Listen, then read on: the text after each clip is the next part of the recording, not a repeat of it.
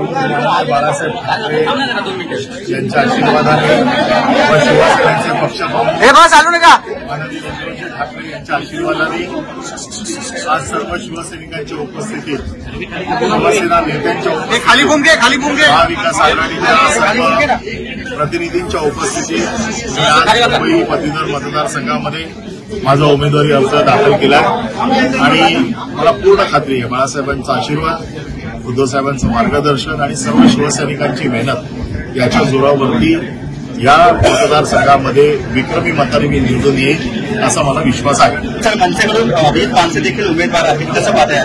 मला माहित नाही कोण कुठला उमेदवार आहे. मला फक्त माझ्या शिवसैनिकांची ताकद आणि हा मतदारसंघ शिवसेनेचा पारंपरिक मतदारसंघ आहे हे मला माहिती आहे. समोरून कोण येतंय कोण नाही याचा मी विचार करत नाही. मी माझी निवडणूक माझ्या ताकदीने माझ्या पक्षाच्या ताकदीवरती लढतो. लोकसभेला काय परिणाम होतो तुमच्या निवडणुकीवर? लोकसभेची निवडणूक ही जनरल असते.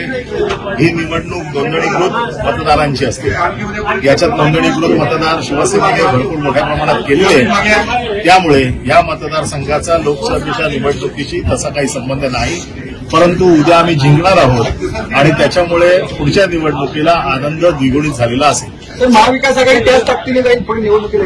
आज आपण बघितलं सगळे महाविकास आघाडीचे प्रतिनिधी हजर होते. त्याच्यामुळे महाविकास आघाडी तेवढ्याच ताकदीने लढेल असा आमचा विश्वास आहे.